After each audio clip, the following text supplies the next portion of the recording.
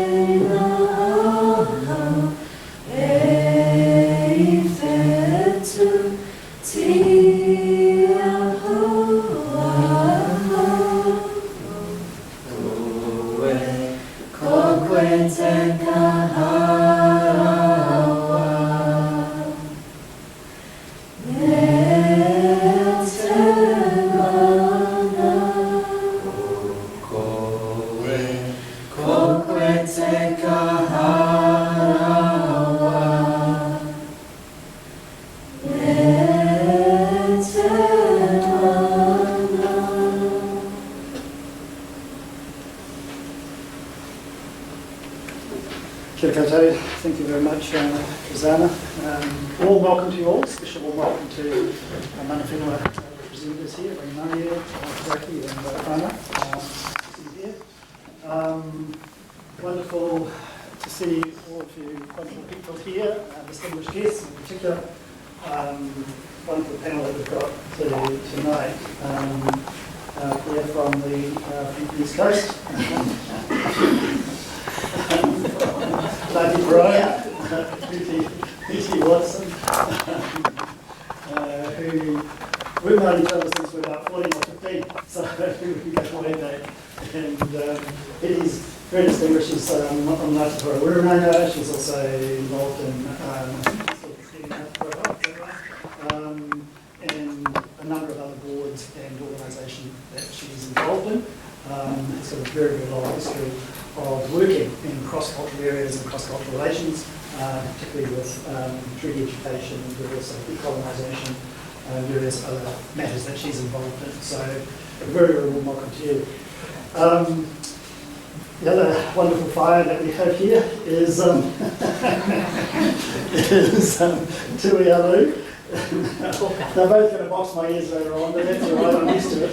So, Tui Alu. Tui's presented here at Spirit of Work before, and Tui's another amazing person from Ngāti Reo, Tuhoi, a little bit of Kahanunu, so we have that there. So she's got a background in management and education, worked in Unitec for a long period of time, head Aotearoa here in Tamaki Makaurau for a period of time, and for the last few years has been Chief Executive of Prisoners Aid and Rehabilitation, or PARS, Political Solutions, whichever way we want to call it, PARS, and has taken that organisation from quite a small organisation to quite a major player in the not-for-profit space, particularly supporting Māori and those Māori who are emerging and rebuilding their lives after spending some time in incarceration. And so Tui's got a very long set of credentials and very much at an operational level and challenges that we're talking about tonight. And lastly,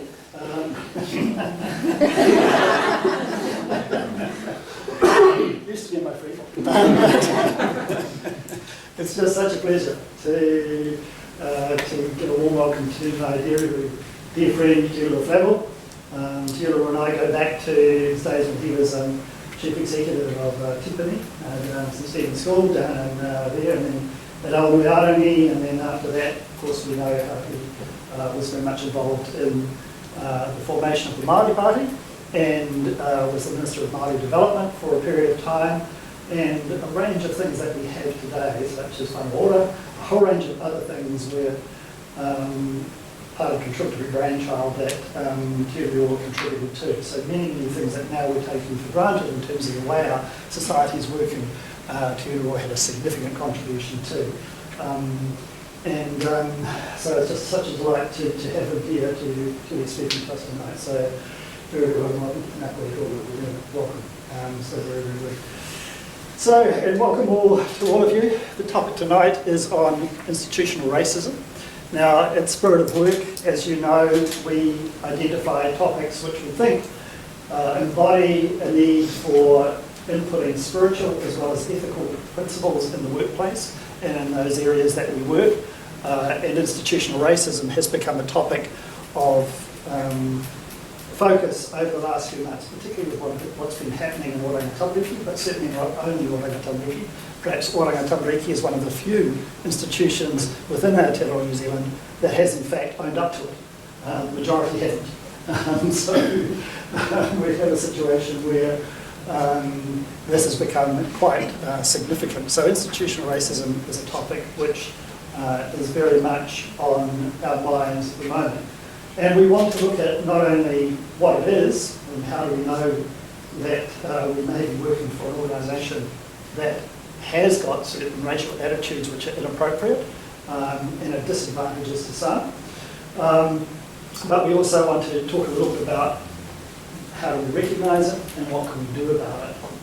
And so our three panellists tonight have got expertise in all three of those dimensions. So we'll start tonight, and all three can speak about any aspect of it they wish, but we did feel as though Huti might talk a little bit about the definition of institutional racism to begin with, and then Tui can speak a little bit about the experiences that are common in the workplace, and their own observations and experiences, and then finally we'll have the former Minister of Māori Development tell us what we can do about it. So I think all three will share their wisdom in a way that will be very, very constructive. However, before we do that, I would just like to have a vote of thanks and appreciation to EY, who have hosted us here tonight, and these wonderful drinks and wonderful nibbles. And I'd like Meredith to say a word or two and to give us the health and safety instructions. Yeah, thank you very much. Kia ora everyone, ko Meredith Te Reo. My name is Meredith Wilmot. I'm a partner here at EY, and I'm in our people advisory practice. So all things people is kind of our passion. And it's so awesome to invite you all here tonight to talk about this topic, and especially this very esteemed panel. I was talking to one of my iwi tahi colleagues at Panellists today, and he rushed up to say hello and was very excited to see you all as well. So I hope you really enjoy the evening. Thank you so much for coming, because it's great to have such a good collective of you here.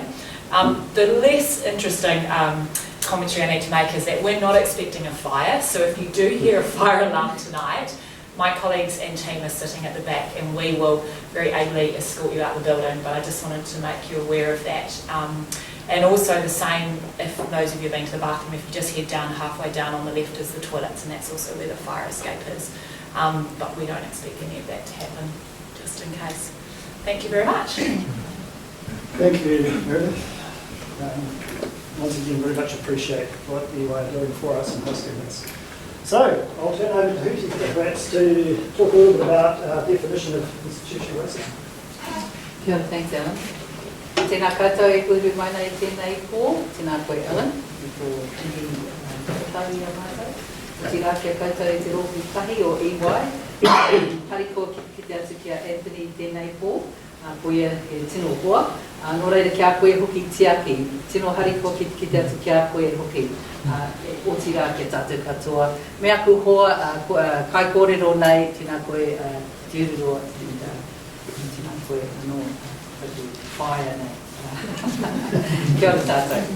Hi, I'm Huti Watson, and yeah, it's my pleasure to be here tonight. I just wanted to just point out that, you know, I've just seen Tiaki after so many years. I went on a trade trip to Asia with Tiaki a few years ago, and we had a lot of fun, so it's just really nice seeing him sitting there in the audience.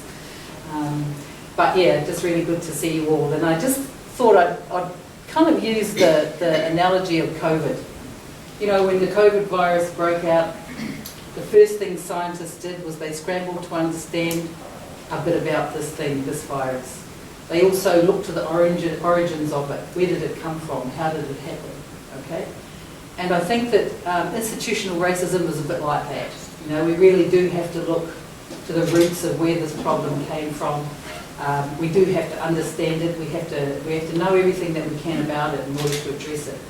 And so I thought I'd start out with, you know, I don't know if I can fully or properly define institutional racism, but certainly we understand that there are 3 different levels perhaps. So one is the individual level where we can practice racism or exercise our racism on others, and that's through racial prejudice or racial discrimination against others. And then personal racism lives in the individual hearts and our minds and how we think, speak and act. And you know, there's something we can do about that. But then at the community level, there's cultural prejudice, cultural norms of racial discrimination, and these cultural norms are passed on, they're learnt, you know, and often we can actually buy into myths that are taught to us. You know, like when I was young, it was like all Māoris can sing and play the guitar. You know, I don't really wish that was true. But, you know, these myths, you know, all Māoris are dirty, those kinds of things, you know, and so we used to make sure that we weren't. You know, so those are at the community level, those are the kinds of prejudices, and they affect the culture and the norms of our communities. And at the systemic level, and this is what we're here to talk about tonight, is cultural racism and institutional racism. So these are systemic racisms that we're here to discuss tonight. And so racism has shaped our institutions, the media, the education, healthcare of our nation, really. It's steeped in our institutions. We need deliberate and concerted action to review it, reform these institutions and build new ones that can exercise authority with more justice and unity. And much of the way that institutional racism has been framed has been through legislation. And it's also a means of protectionism of racism too, legislation in our systems, or structural protections that privilege some and not others. And these are things like collective agreements, union contracts, etc. But even further back than that, and when we think about the roots, where did this all come from? You know? I think there's something going on. Yeah, it's not you, sorry.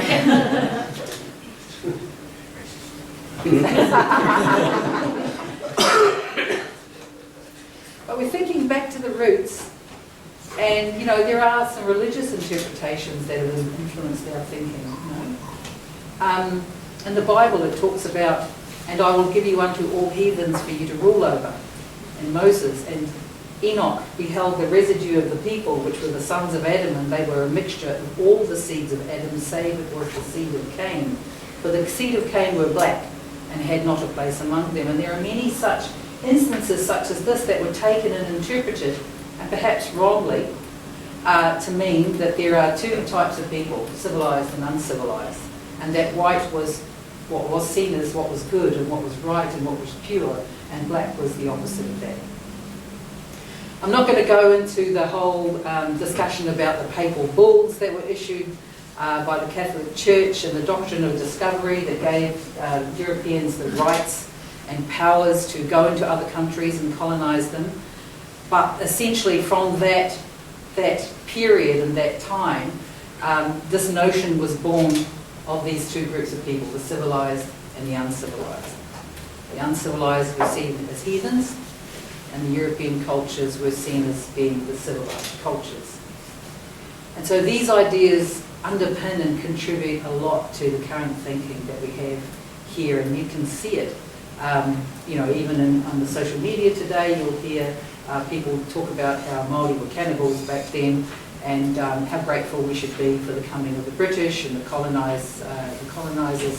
But there's rarely any acknowledgement of the barbarism that were practiced by probably all cultures in this world.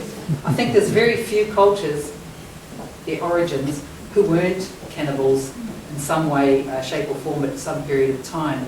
So all these ideas have contributed towards a system that takes on these characteristics And in this way, it becomes systemic racism. And before I hand it over to Tui, I'm just going to talk a little bit about the cultural racism that I mentioned, because that's also systemic. So another aspect of institutional racism is cultural racism, which is, as I've mentioned, systemic. But when we're young or growing up, we might learn a set of social myths about Māori people. Māori science, for example, is often not being validated. It's not being seen as credible in comparison to Western science, although now we are seeing more and more greater recognition of not just Māori, but Indigenous knowledges that have been handed down over millennia, and people are now starting to look to and turn to and say, hey, actually, you know, this might be a good way of helping us to address the climate crisis that we're in, and you know, these are valuable lessons that we're learning from a long time ago that actually have a lot of bearing for us today. And so that idea is starting to change, but very much so, you know, Indigenous sciences and knowledges were not seen as being credible because they weren't underpinned by evidence.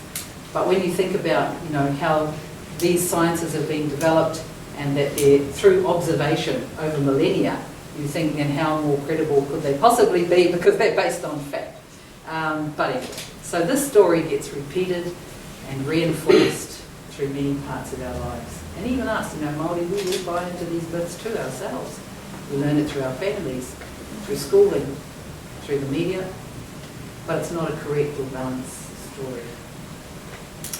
Through cultural racism, we construct an identity about Indigenous peoples, and we attribute what Māori people say and do as being only due to their cultural identity, and are often talked about as if they're a single group of people, even though they're made up of a diverse set of tribal groups and are separate individuals.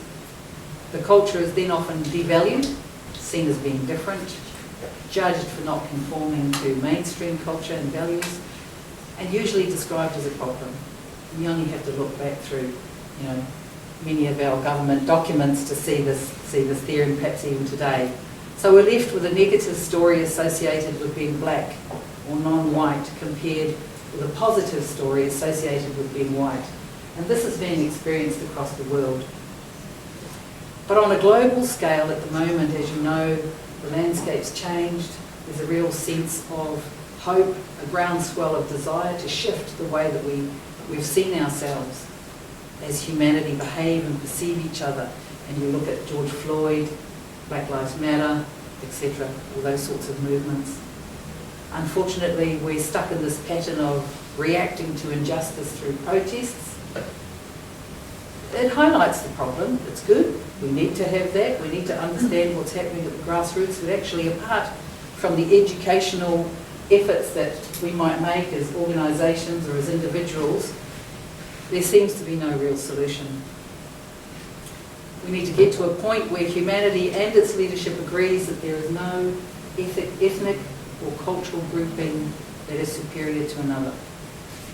That fundamentally, human beings are human beings, but they also must have the right to use and enjoy their diverse languages, expressions, and belief systems. And I just want to talk just a little bit before I hand over to Tui about deconstructing institutional racism from within. And I feel very hopeful, as I've mentioned, the landscape has changed, and we've got this new initiative, particularly in the Ministry of Health, but I believe that there may be other government sectors where this initiative is rolling out. But within the Ministry of Health, there is a program now that they're developing called Aotearoa, which is an anti-racism kaupapa.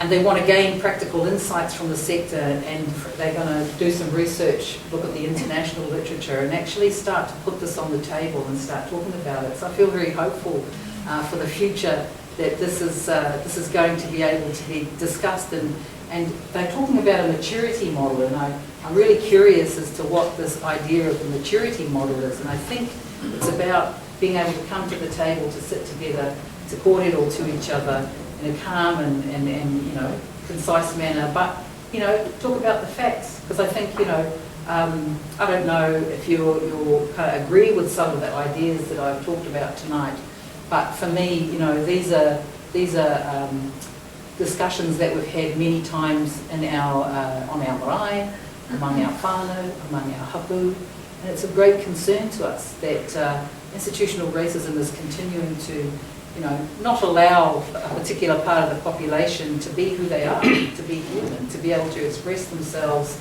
as they have every right to. And so I know that Tui has some amazing Mātauranga to share with us about this all. I hope that that definition has helped. I'll probably jump in and get all excited along the way and want to have another 2 cents to talk about. But I thought that that would just kind of like give us a bit of a picture around the definition of institutional racism. If you have any questions, I think we're going to have the opportunity to do that a little bit further on. But not over tēnā tātou. Kia ora tū.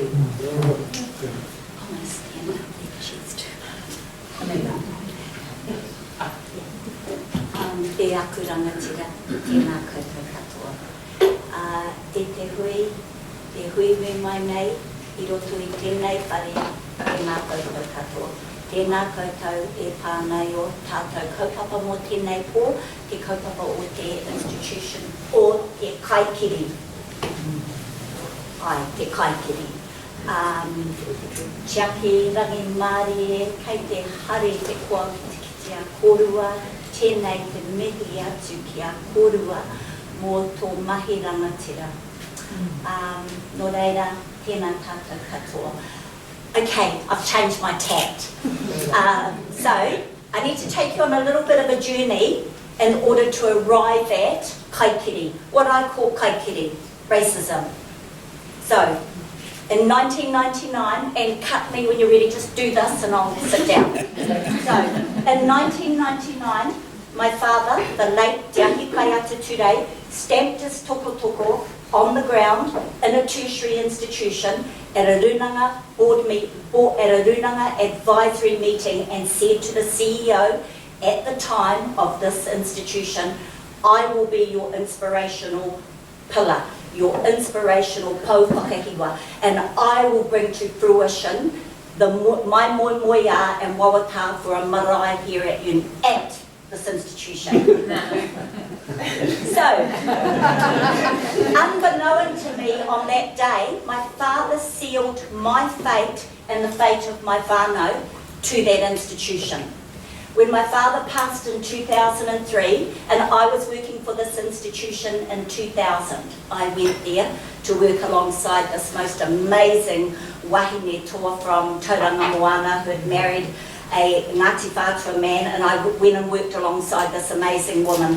And in 2003, my father passed away, and that his moimoia, his wawata, his dreams and aspirations fell upon my shoulders, and they fell very heavily upon my shoulders to bring his moimoia and wawata to fruition.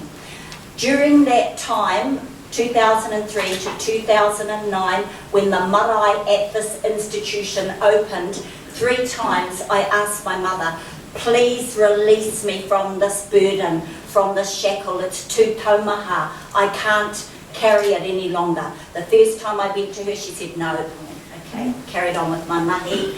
The second time I went to her, she said no, so I carried on with my mahi. And the third time I asked her to release me, she said, I release you. And I said, well, I'm not going. So I stayed, and I brought my father's moimoia and his wawata to fruition alongside the most amazing leaders of their time. Too many to name. Ngāti whātua were there, people like Auntie Ann Pihema, Takutai, Wikarafi, the Hawks, the most amazing people I have ever had the privilege of working alongside.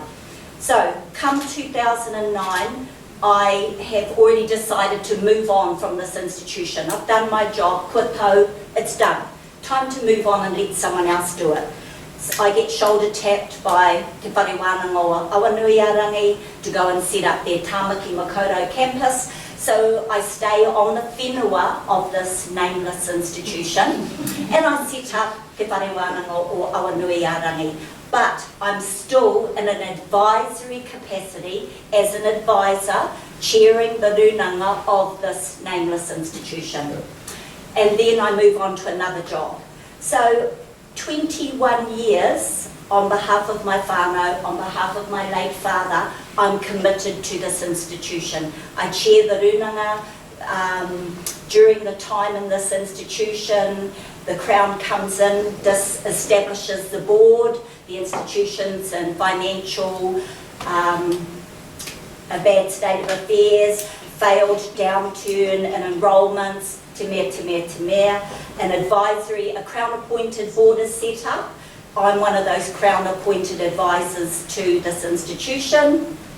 And then a year later, a new governing board is established, governing this institution and another institution in Auckland. So you have one governing board governing two institutions who are autonomous in their own right, autonomous institutions, and meanwhile I'm still chairing the runanga. You know, we've been through this big mass transformation under the current CEO, turned the institution around. We were hemorrhaging money, our people were in a very bad state, and through great leadership, transformational leadership by the CEO and her executive team with her tumu whakarai at her side, they turned around this institution. The CEO resigns. She gets the top job in the big national organisation. She gets the CE transformation. Now that says a lot, doesn't it? Transformation, people. So when she resigns, this governing board decides to pick up their CEO from this institution and plonk it on our institution. No consultation with the runanga. 21 years of consultation, being treated rangatira te rangatira, and overnight, no consultation. So what do? We push back. Hold that decision to account, have some phone conversations, all of that. That decision's not going to be overturned, right? So we're stuck with a decision that was not made with any input from the treaty partner. So then, things progressively get worse after that. In the space of 6 months, 21 years of a partnership agreement, 21 years of consultation, of active engagement with Māori, dismantled in 4 to 6 months. In 4 to 6 months, the largest institution in New Zealand is dismantled through governance and leadership. So I push back as the chair of the runanga against the leadership decisions then. And it all falls on deaf ears. So in January of this year, I was forced into a situation of writing an open letter to the Minister of Education citing institutional racism. I did not want to do that. That's the last thing I wanted to do. The reason I did it, because every decision trampled my father's legacy, so it became personal for me. Trampled the partnership agreement at Unitec that was anyhow, you can Google me, you can Google, it's all there. Trampled the partnership agreement that was written between Māori and Pākehā at the institution, signed and witnessed at Orake, signed and witnessed by Sahu Kaparu. So I was forced, no, I wasn't forced, let's get this straight. I had a duty. So I called it, I put my name to a letter on behalf of the collective. Some of that collective is in this room tonight. So I was just the name on the paper. This was a collective open letter to the Minister of Education. We cited institutional racism and the Minister upheld the complaint, albeit late. So by the time the Minister upheld the complaint, we had already taken drastic action. That drastic action was a protest. So in protest, I led a protest march with hundreds of Māori, Pākehā, ethnic, Pacifica people. We walked in solidarity at this institution. Overnight, Māori were propelled into the media, Māori staff, the government, us as Wānanga members, we were propelled overnight. It's not something I wanted to do, but I was obligated to do it. So overnight, we had a march. We marched from the marae to the boardroom and we removed my father's photo. Why? I was not going to leave my father, leave him in a boardroom at the tuara, the back of institutional racism. It was really difficult doing that, let me tell you. It was really, really difficult. We marched, we wailed, we cried, we tangied, but there was so much solidarity. And this wasn't a Māori thing. This was both treaty partners. And I received emails after from Indian, Chinese, you name it, saying thank you for being our voice. Thank you for standing up for institutional racism. So we marched, we took my father's photo down off the wall, we marched back to the marae, we put his photo in the marae, and that's where it stays, as a constant reminder for those governance and leadership decisions. When they walk into that whare nui, he is looking at them. And I think that's all I need to say.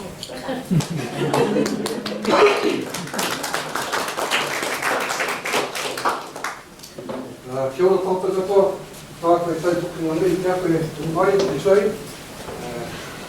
Puri nei te mauri o te kāinga nei. Ka mutu ki tō wā, te aki tēnā koe, ki te tō kanu, ka rere ngā whakaaro ki pūtawaki, ki te rā o ngā pāpā o roto i a koe, Ngāti Aotearoa, ka tangi ake, ki wai ake, tira wa tātou mai.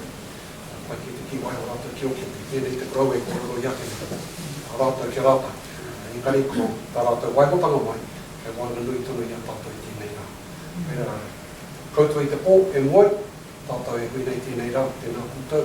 Kia ora tātou katoa, kia ora tātou katoa. E oma, ngā wāhine karite nei, te āwatunga tātou kōrena, te mihi atua nei ki koutou. So, kia ora everyone, my name is Te Ururoa, from the tribal nation of Ngāti Rangiwewehi and Aotearoa, nobody else like, well, okay, that's all. Anyway, I come from Aotearoa, right? I come from Aotearoa. I moved home when I was young, very young, to my mum's land, tribal nation of Ngāti Rangiwewehi. So I'm going to tell you a bit of the stories, and then I'm going to come back to the absolute topic at the end of it to try and offer up some solutions. So picture this. So looking out from my home, just like I'm looking out here, there's Lake Rotorua. Beautiful. There's Lake Rotorua out there. That's what I woke up to every morning, and I'm still in the same house now where my mum and I resided when I was a young fellow about 10 years ago. So 10 years, so I'm looking out the window, and there's Lake Rotorua out there, and on the side there's a road. Just on the other side there's this whole row of batches. When I was a kid, there was a batch from a fellow that used to come across from his farm in Matamata. There was a batch from a family that came across from Kati. There was another batch down the road from so and so forth. There was one or two houses that people just stayed in them.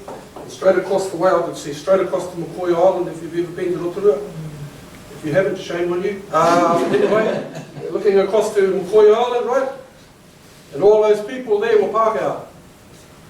And on this side, they were Māori, all two of them. My mum's family, because it was our land, we had the farm, and my uncle's house up the back, all on family farm. So when I was a kid, what would happen is that the holiday makers would bring their boats back, and they'd go water skiing in Lake Rotorua. It was awesome. So a little bit of a trick, when I saw the boat go out, I let the first water skier go out, then I'd just go down sort of the blackberry track down to the side to get down to the lake, and I'd get down to the lake and sort of get in the water and sort of throw water over me, and I was like that, sort of like that, and the boat would come in, and they'd say to me, would you like to learn how to water ski? And I said, oh, okay. So these Pākehā people taught me how to water ski. I reckon I'm the only Māori in this whole country. But But the lucky thing is there was more than one boat, so when that family sort of said, oh, we had enough, the other family would come out, and I'd just sort of, you know, water, water. Would you like to come? Oh, okay. Just as a hint, I was able to do on a single ski. I just say. So I reckon I'm the only one that can ever water ski in this whole country. And then I got shipped off to a boarding school, St Stephen's School. And actually, as a kid, I actually wanted to be a Pākehā. They had all the goodies. My mum's house was spick and span, the sharpest place in the world. She shined our floor, even if it was shiny. Our house was clean as. I got all the kai. But actually what happened was that when Pākehā kids went to our school, they had their kai wrapped up in white paper, whereas mine was in newspaper. And I thought, and they had nicely cut stuff, you know. Mine was back on. But I always got a kai. Every night I got a kai from my mum. And yet I still wanted to be like that because they had, excuse me, they had all the goodies. My mum didn't have a car, they had a car. They had a boat, they had skis, damn it. I didn't have skis. But they taught me how to swim. And so while I wanted to be like that, I loved those people because they looked after me and we didn't have to talk about race. It wasn't an issue. But I knew, for some reason, that they had all the goodies. And I still wanted to be like them even though, come on, it ain't going to happen. So I got sent to a boarding school and I was Māori because all the guys in that school were Māori. I was rubbing shoulders with people from all over the country. Man, it was a beautiful thing. We were doing our own culture, playing rugby, yeah. Best rugby school in the country, I might add, at the time. And then we're doing kapahaka, became head boy and blah, blah, blah, got these leadership positions. And then I went out to university. And I went to university and all of a sudden, holy hiccup, I haven't met too many Chinese people before, I haven't met too many people from Asia or Africa or anywhere else. I'll stick with the Māori, so we all go to the gym, stay in the gym and play basketball. It was awesome. Before I interact with anybody else, I don't know, it's a bit tough. And then, so I became a teacher. And I played for a university at rugby, and they referred to us as the Māori boys. Because we were the Māori boys, about 5 of us, we all came out of school together, stuck together, played rugby together, and when we went to the parties, it was records back in those days, until we got the guitar out and started singing. Then all of a sudden that was cut and everybody was singing with us. So they loved us. They took us in, lawyers, doctors, senior people around corporate New Zealand right now. People like Doug Mackay, used to play rugby with that guy. He's the chief executive right up there. Anyway, so I go off from university, become a teacher.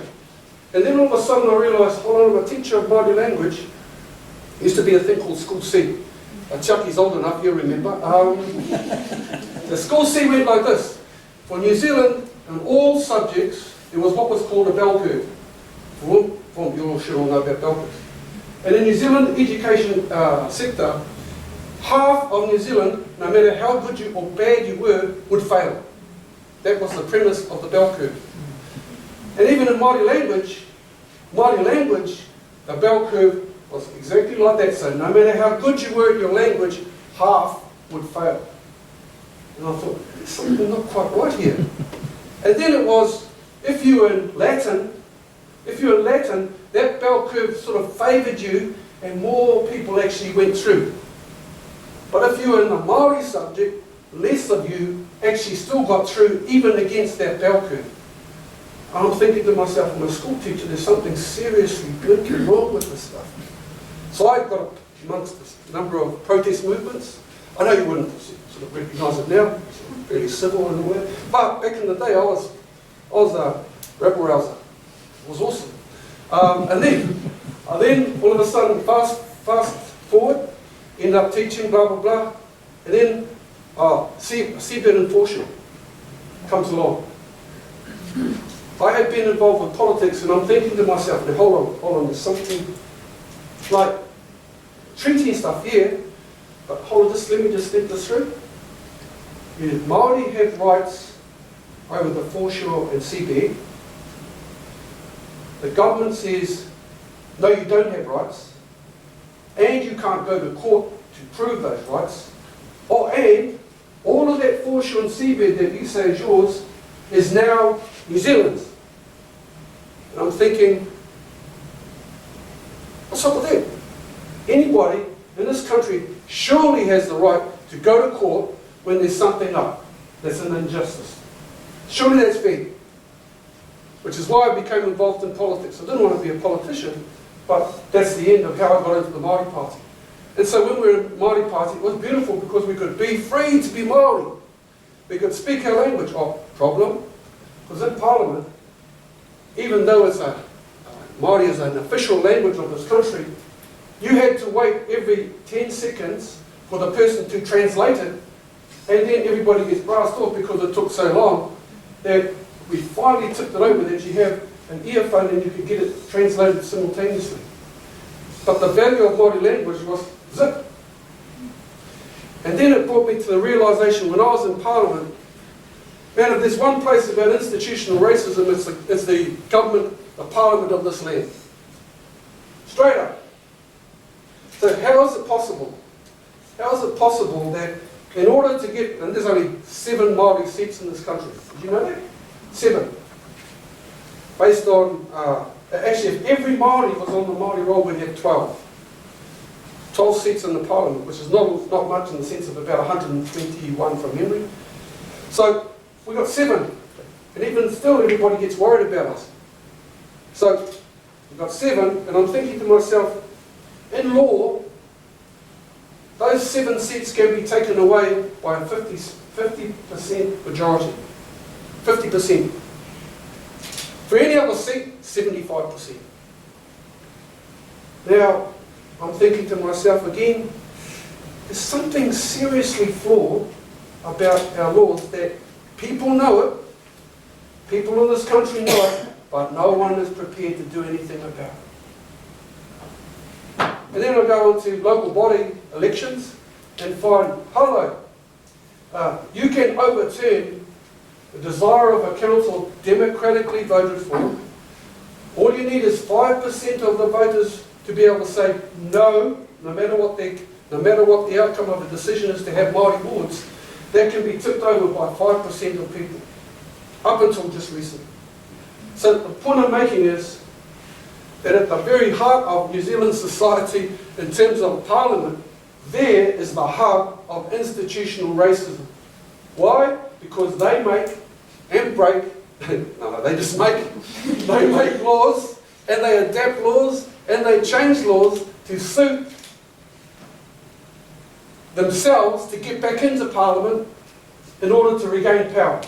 Because ultimately, that is what Parliament's all about. And actually, I reckon, it's at the hub of the discussion around institutional racism. Power. Power. So, I've been there.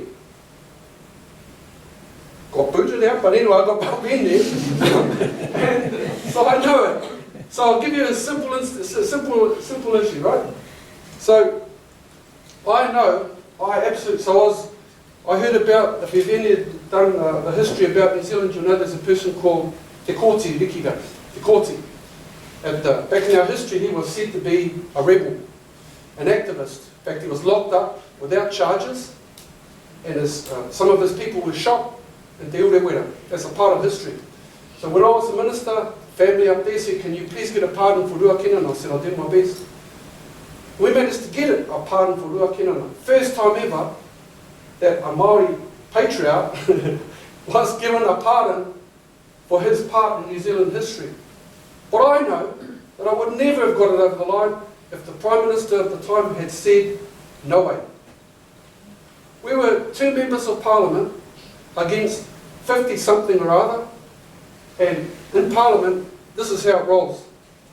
If John Key at the time said, go left, everybody went left, as in the National Party. If Bill English said, go right, you go right, or else go home. That's how it rolls. And we were lucky to get the stuff over the line simply because people like those two had a bit of a vision to say, actually, we can contribute.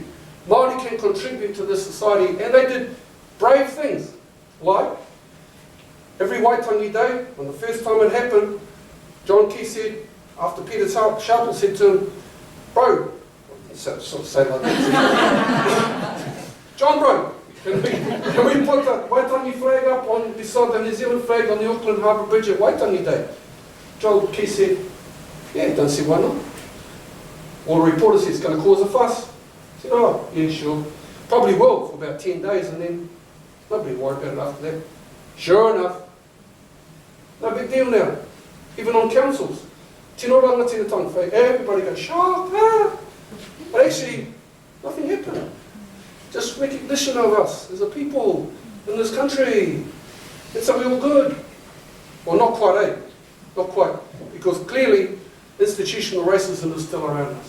So we've been having kōrero ourselves and saying, well, I had my time in Parliament. There was a time when I said, I'm overworking with Pākehā. They don't get me. They don't understand me. They don't want to know about me. When I was a school teacher, I got booted out of some schools because I was talking to the Māori parents, for goodness sake, about their rights for the Treaty of Waitangi. I've been through all that. I'm overworking with Pākehā. They don't want to know.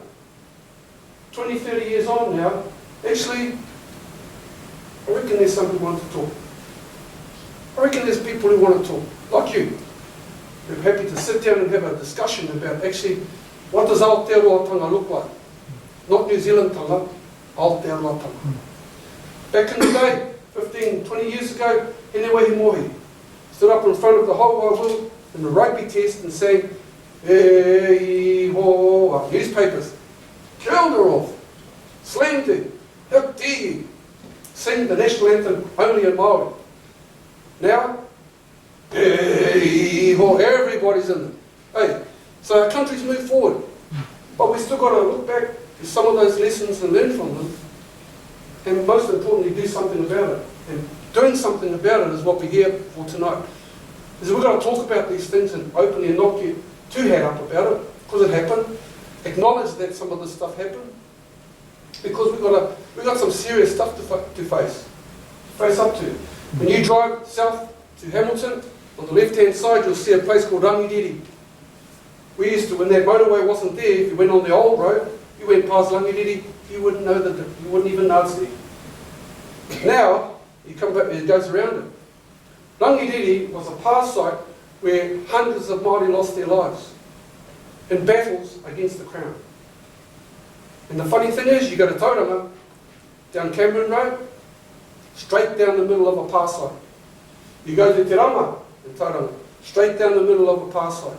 You go to Orake, straight, Orako, sorry, Orako, down by Kihiki, straight through the middle of a past site. So that's a part of our history sitting on our back doorstep. Yes, we've got to acknowledge it, but we've got to move forward as a country. And so we've got to have these sorts of discussions. And our view is that part of that is talking to business and leaders and educating people about a couple of things. And I can give you a hint. So not long ago, the State Service did a questionnaire to Māori Development and asked Māori Development, what's up with the state? What are they doing wrong? Well, there was a big listener anyway. So they said, right, firstly, those in the state, they don't speak our language. They don't communicate. They can't even maybe to us, for goodness sake. Agency come and deal with us, they don't even know how to say tēnā koe. Second thing is, they don't know anything about our combined history. They know nothing. Third, they don't know anything about how to interact with us. You know, like have karakia. They don't know how to interact and do the whai kōrero thing, speech making, formal stuff. They don't know how to do that. Fourthly, they don't know about the Treaty of Waitangi. For goodness sake, that's our document, that's the bling and go-to document Māori go to. It's what built this nation. They know nothing about it. They just don't get us. So the response by the Crown is, right, that's the case. Now, all chief executives, you must show us if you can speak some Māori. You must tell us about the Treaty of Waitangi. You must be able to give us some stuff about your history, New Zealand history. You must be able to tell us about the Treaty of Waitangi. You must be able to tell us about how to interact with Māori. If you can't do that, maybe you're not in the right position. But not only that, you must make sure that you drive it through every one of your agencies, all of the people on the ground, such that you've got to be culturally competent to work in the state sector. If you aren't, it's still to be tested. You probably ain't going to get a job. Anyway, despite that, it's a bloody good idea. Whether you're in the state sector or the private sector, how can we interact with each other so that I understand everybody else and you understand me as a Māori? That's the challenge.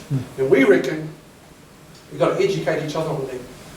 And the last point I'll make is this, is that there's a groundswell, we believe, of in the private sector, certainly in the state sector because they have to, but in the private sector, people actually wanting to touch base with some Māoris. They want to touch base with some of us, but the problem is, they don't know where to go. Don't know who to ask. And that's been the problem all the way along. They've got nobody to go to, so can you be my critical friend? Can you help me to do this? Can you mentor me through that? Actually, can you help me with the strategy? Actually, can you do the strategy? And we say no. We say no. We say, how about we all do the strategy? Actually, how about you shape it and we'll help you. Co-design. That word. That's what we're on about. And so, if you want some highly professional consultant, no, just jokes. But our address is, we want to say, look, we're all here obviously passionate about this kaupapa because we think that it's, having been in the system and been around for a while and experience tells us, you can sit back and just roll with the punches, or actually can get in and try and do something and influence people like you to make some change. That's what we're here for. Hopefully the discussion from here on in gives us some lines to go with. And hopefully challenge us just as much as we can come back and challenge you. Thank you for being here. Thank you. I hope you're enjoying the order. Kia ora tata.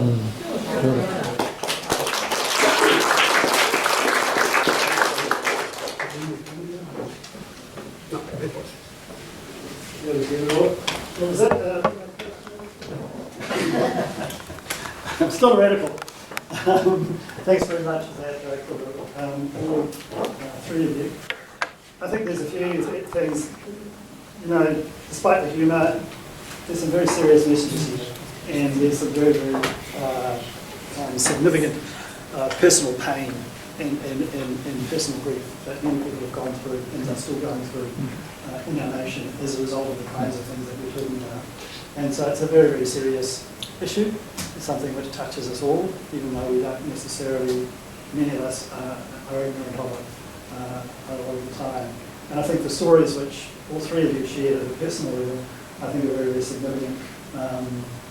And unfortunately, they're just simply, one of the image that I had while you were all talking was this bird that comes down. Remember those birds? I think it's a swallow that comes down in these lakes and just touches with its wing tip the top of the water. And that's probably all that we've talked about tonight. Within that deep reservoir, no end of hurt, no end of pain, no end of challenge, no end of issues that we need to come to grips with. So thank you very, very much for sharing your stories and perspectives. I'd like to now throw it open to people to ask any of the panel any questions. And if we may, if we can look at, Te Reo, towards the end of your korero there, started to identify some of these areas around interaction and the kinds of things that we might need to do in order to become part of the solution moving forward. So perhaps if anyone has any questions or comments, and the panel can respond, and we can move forward quickly.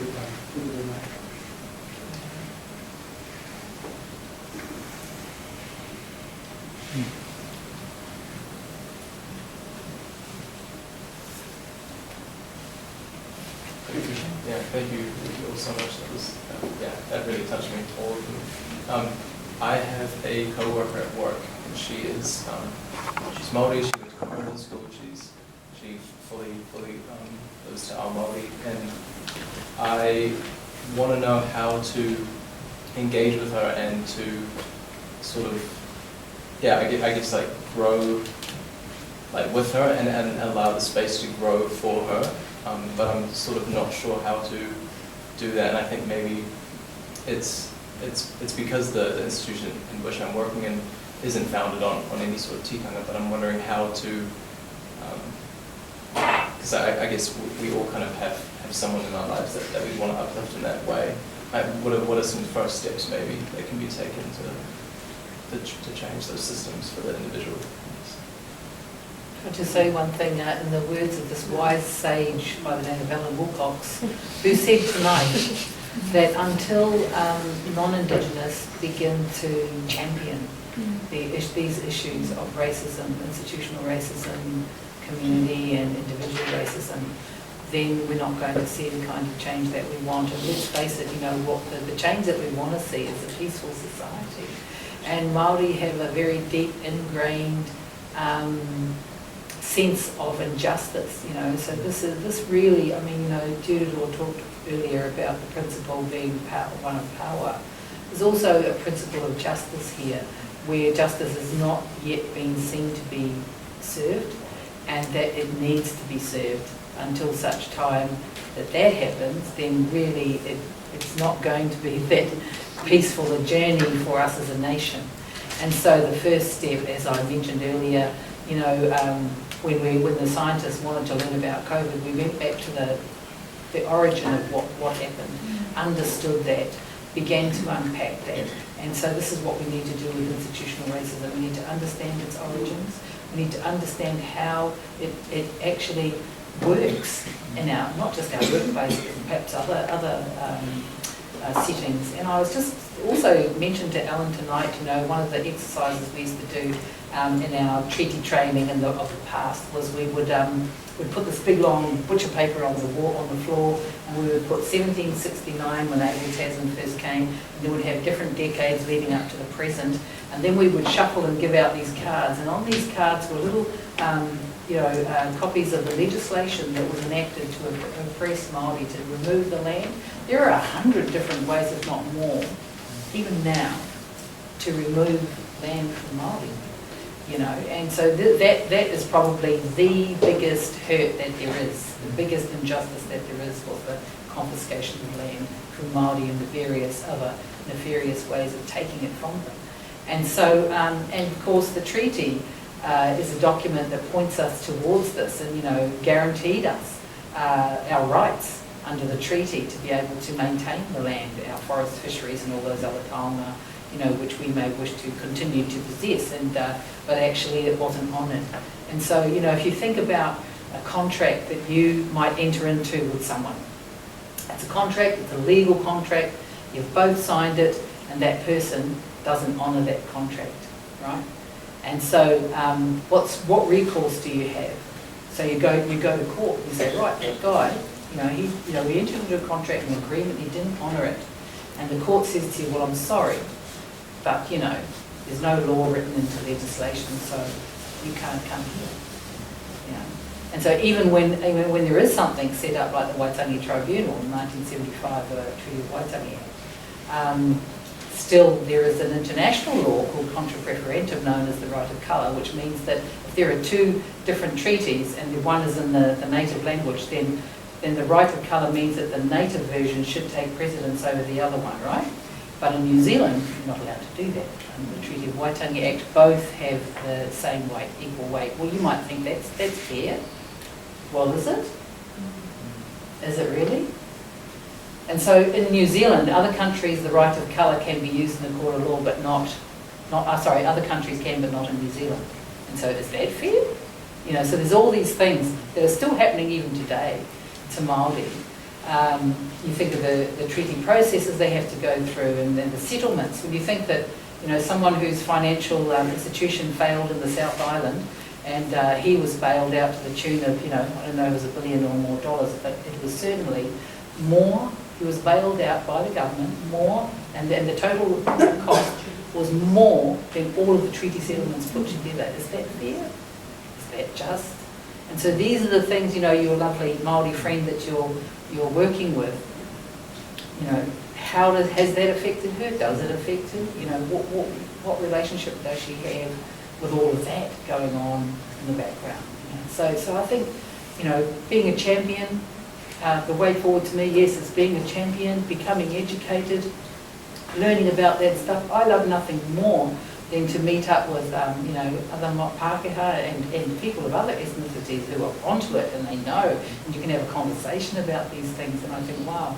But then conversely, I think of an example where we had this meeting of Māori collective of Māori iwi meeting with plant and food scientists, and someone coming down to meet with us, right, and to discuss a project with us. And in fact, he was just completely, I just rang up Plant Food, said, send somebody else please, because he really doesn't know how to do it with Māori, it is very obvious. So, yeah, if you're wanting to engage, then what do you need to do to, as Ururoa mentioned earlier, there's lots of things, and he's very good at this, and so that's what we're hoping he can bring to our team. It's actually working with people who are open to wanting to, how do I be hospitable to Māori? What are the expectations? And, this guy sits down and he starts the meeting with all this huge collective of iwi representatives, right? He's going, okay, nice to see you everyone, and he launches into the business, and I'm going, hold on, taiwa. And I said in Māori to the other guys, what are you guys doing sitting there saying nothing? Like, start this meeting properly. It's just those sensitivities. Killer. Sometimes it's pretty simple stuff that actually is more important. So like, if I listen to people and I see, okay, obviously not Māori, but actually they're pronouncing Māori words pretty sharp, actually. They said, kia ora to me. Oh, okay. That's a sort of pickup that sometimes our people just important to know that somebody actually cares about that stuff, albeit it's very small, but it's hugely significant, because I know that you are giving it a go. The first start is you recognise that Māori language has some mana, and there's a starting point, because you've acknowledged that I'm not going to say Manukau anymore, or Waitemata. Hey, I'm going to say Waitemata, Tiaki, Unia, right? Famous names, those sorts of things like that. But that's important. It's like my name. He says, I've had my name butchered, and I'll tell you what, if you get certain syllables in my name wrong, you're going to be saying something that... You say certain parts of my name wrong. Yeah, it's not good. Might be very much mother enhancing for me, but for anybody else, no. So, on a serious note, it's just those things that I'm sort of trying to picture you and this workmate and think, gee, okay, but if I don't know what her name is, it's Metahini or something, if you said, whatever, if you said it's Metahini, well, hell, that's awesome. And you said kia ora to her every morning. And then all of a sudden it was, kia ora, kei te pehe, what is it? You actually, straight away, you're giving me a mindset that says, you want to be with it. You want to try it. So, all right, I'll help you. Let's go. You know what I mean? Simple things as a starting point. Because there's some things you can't deal with, they're just too big. But you can deal with the person in front of you, the situation in front of you, the people that influence, your mums, your dads. Because that's part of the issue, is that we're only as good as we're products of our parents.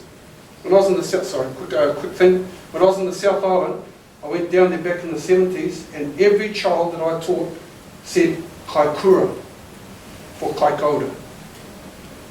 Every child, Māori and Pākehā.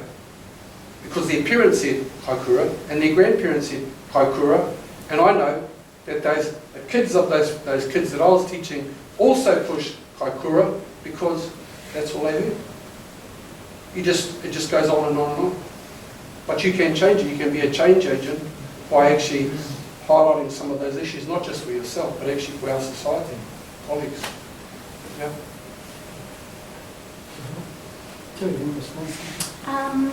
I think be a champion, role model.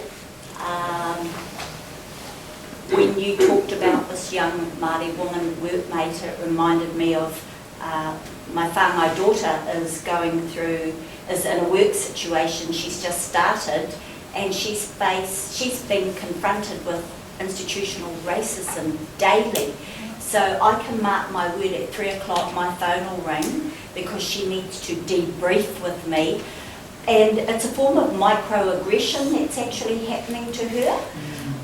you know, and it's one Māori in a workplace brings undue pressure to bear upon her to champion and fight back against it. So you can be a damn good champion and support her, you know, and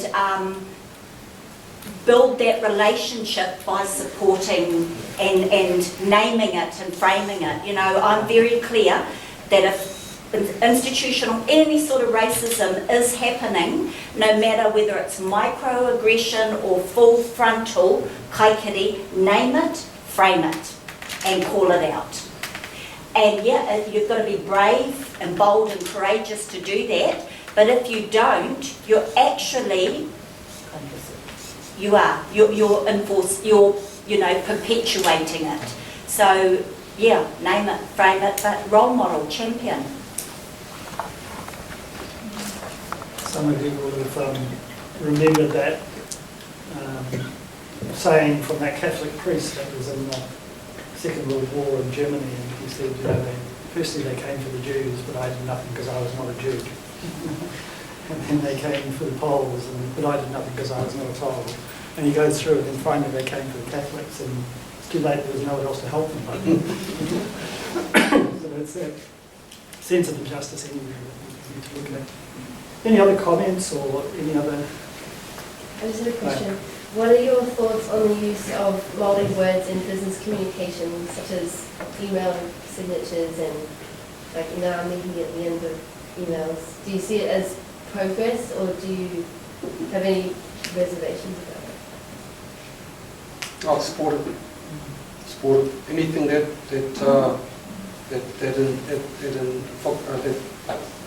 whakamana gives enhances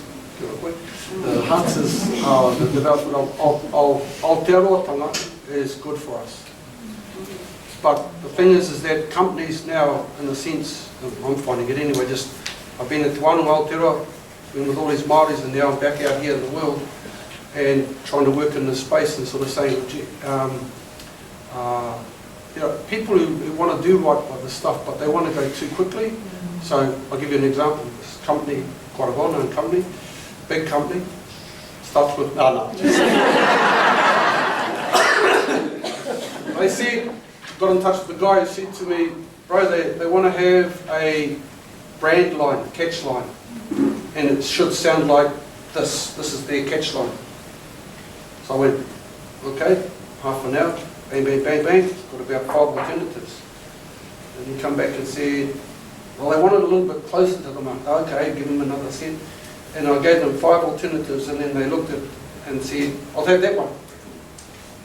And because it sounds good. So, well, actually, pronounce it for me. Well,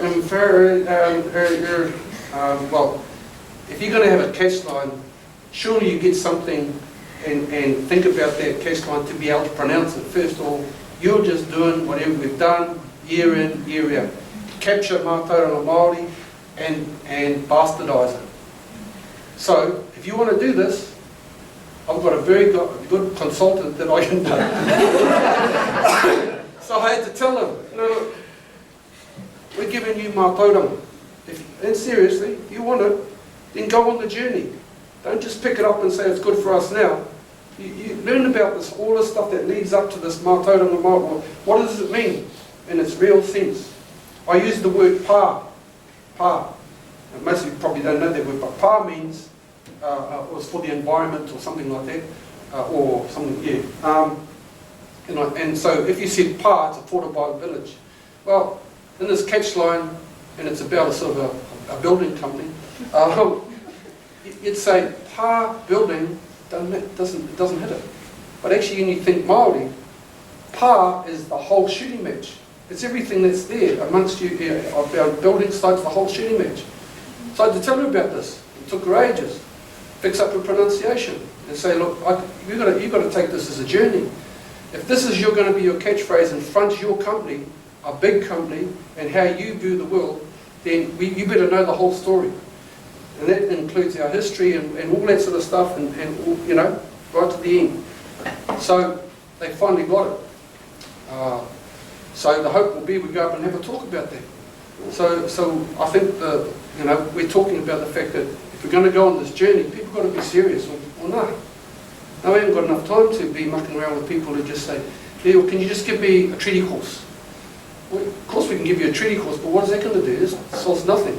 You're just more knowledgeable about the treaty. And what? What does it mean in the drop-down? So we want to get amongst the drop-down. Make sure there's absolute change from top to bottom and not just play with it. Yeah? So that's what we're talking about. I think salutations are great. For me, promoting Te Reo Māori, Pākehā, Māori Rānei, is great. It's a positive thing, and it's an official language.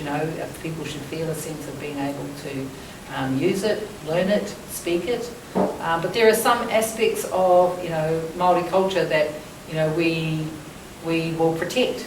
And there are some institutions of the faith, institutions of the, I don't know why I said that, institutions of Māoridom that we really need to protect and to ensure that there's a degree of authenticity, when we're engaging with them.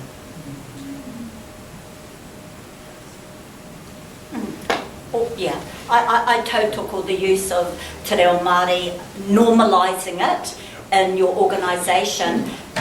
But in order to do that, interrogate your policies, your practices, your governance, your leadership, your systems, your processes, to then normalise it. So start with the interrogation, and I use that word strongly, because when you're dealing with structural racism, you need to interrogate. Governance, you start at the top. Governance, leadership, policies, practices, social, all the structural determinants. You start right there and work your way down. But kia ora. I'm interested in your thoughts. My observation is that we're going through a period of reform, whether it be water, education, corrections, what have I missed, health. And so I'm interested in your thoughts as we go through a lot of those things. Resource management is probably another one. What do you see as opportunities or challenges where some of that, to your point, we can start to address probably some of the institutional racism going as we start to have the conversations and work through reform that's happening at the moment? Yeah, I think if you look at the criminal justice system, went through reform 2 years ago. I use this word in Ngāti, the time is now. We couldn't have picked a better time. We have a window of opportunity. From my worldview, we get our health inequalities right. We've got a new Māori Health Authority. That is leading edge once it's up and running. So if we get our health of our people right, because Māori has intergenerational inequities in health, we then focus on education. We then look at our criminal justice system. To me, you leave the criminal justice system till the end because you get the health of our people right first, the education of our people and criminal justice. So where am I going with this? Yep, the time is now. We couldn't have picked a better time for reform across the whole of government. Yeah, I think there's a new, like I mentioned earlier, recognition about some of the Mātauranga, the knowledge of Indigenous peoples that can be brought to bear and shared, and that is of use and benefit to others, such as kaitiakitanga. You use that one kaupapa or kaitiakitanga as an example, and it's now written into legislation, where Māori are co-governing with local government to address issues with our waterways and with our whenua and erosion and all these sorts of issues. Where else in the world does that happen? Where else in the world are Indigenous peoples able to do that? What are their main principles enshrined in legislation now and are able to be enacted in a partnership with the Crown? So, those sorts of things to me are really exciting developments, and those are kinds of knowledge that we should share with others. So that's one of the opportunities, an example. I think the approach has been taken by a lot now of a for Māori, by Māori, something else, and Māori will benefit, something like that. That's where our people are starting to go, because people are starting to recognise that actually we can do stuff ourselves for our own people, and in fact, we can do it better. We can do it better than the state. So when Wānanga Tamariki was going through the reforms back when I was in, people forgot that actually 64% of the children in state care were Māori.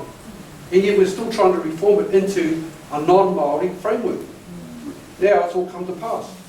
That, okay, somebody goes in and takes a Māori child from a Māori parent because the law says, as opposed to common sense, and work with whānau.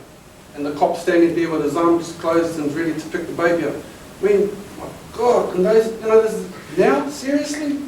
Is that still happening? Yes, it is. But actually, if you tipped it around and it actually took a kaupapa Māori approach to it, which says, talk to the whānau, work with the whānau, work out what the issues are, get the cops out of it, because they're straight away threatening, just slow it down and talk. Just talk and get a view from these people about what they're about, what's going on. That's been our problem for all these years, that our people have been left out of the conversation. And now the time is everybody's saying, hold on, not only is it a treaty responsibility, we are New Zealand, we are Aotearoa, we have a right to be in this discussion. Let's go. Sort it out. Give us a place at the table. I'll tell you, I think another thing is that because we're starting to have that economic clout, by some of our iwi, not too far from here, all of a sudden people starting to sit up and say, tēnā koutou katoa. Hey, you're coming to the table now because you've got the economic clout. Shouldn't need that. Because our people want to work together to solve our problem, but we have our own solutions. Whanau Ora came about as a Māori solution to trying to get away from every blinking agency sitting in its own place and not working together. Still haven't got it, even now. So there's a sort of start. But you're right, there is a change. And that's why it's sort of exciting for us, because we want to enter into those discussions while we're here and start talking this stuff. But unless you recognise it, unless you recognise racism right in front of you, nothing's going to change. You've got to, what's the term now? Unconscious. Conscious. Oh, okay, that one. Conscious.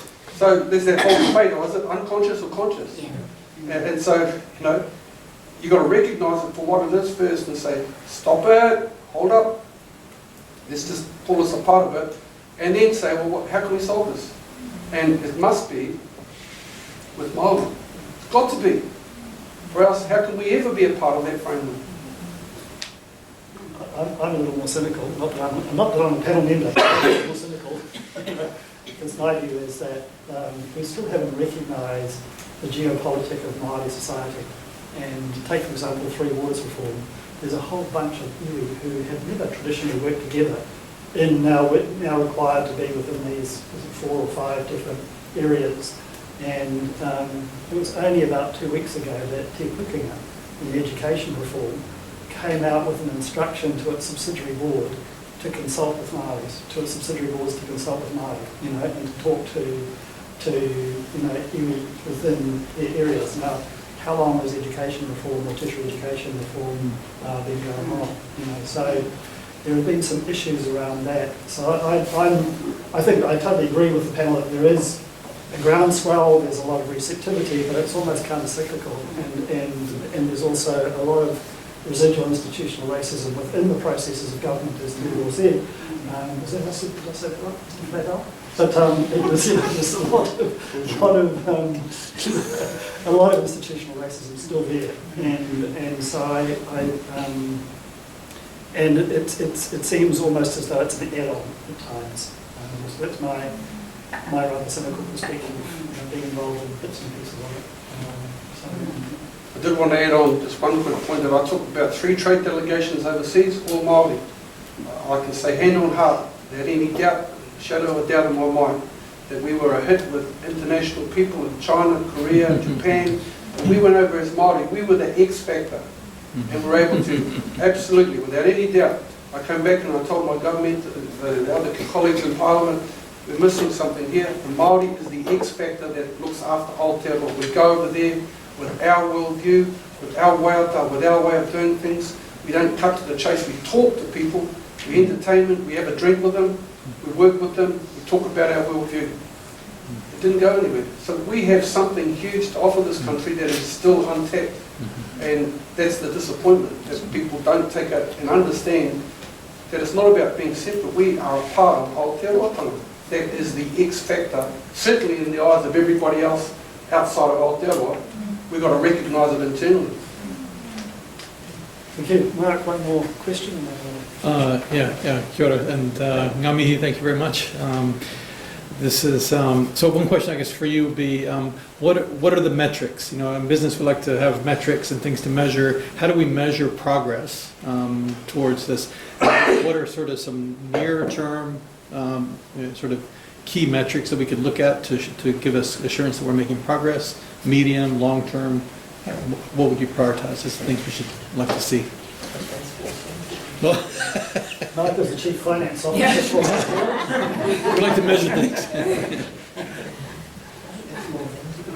If I say you do. Now, you talked about the 4 things that you said when Māori were asked, by government. Oh, yeah. What are those main things? So having that built into the strategy, perhaps.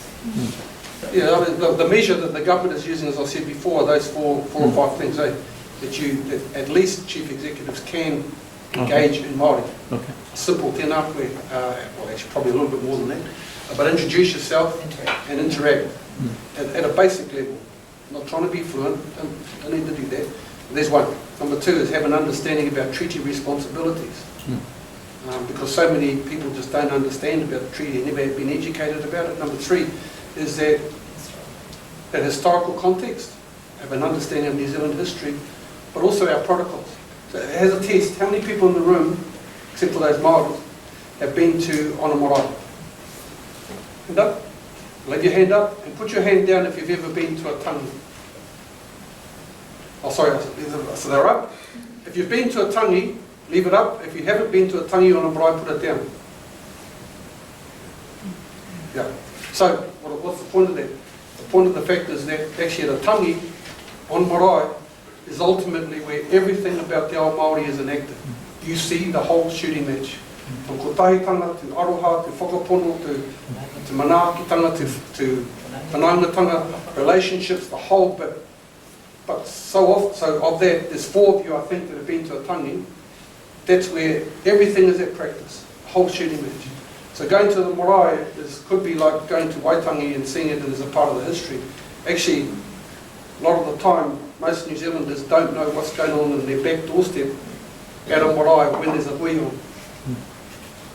But if they did, and were a part of it, being involved in te ao Māori, I think then all of a sudden people would realise the beauty of te ao Māori and the way that we, the compassion, the aroha, all of those things are brought to the fore and how we practice our tikanga. And we wouldn't be, all be, the bad, sad and mad, because that's generally the claim these days. That's the negativity that we have to face in some of our stuff. And yet, man, some of our people are going gangbusters also at the bad.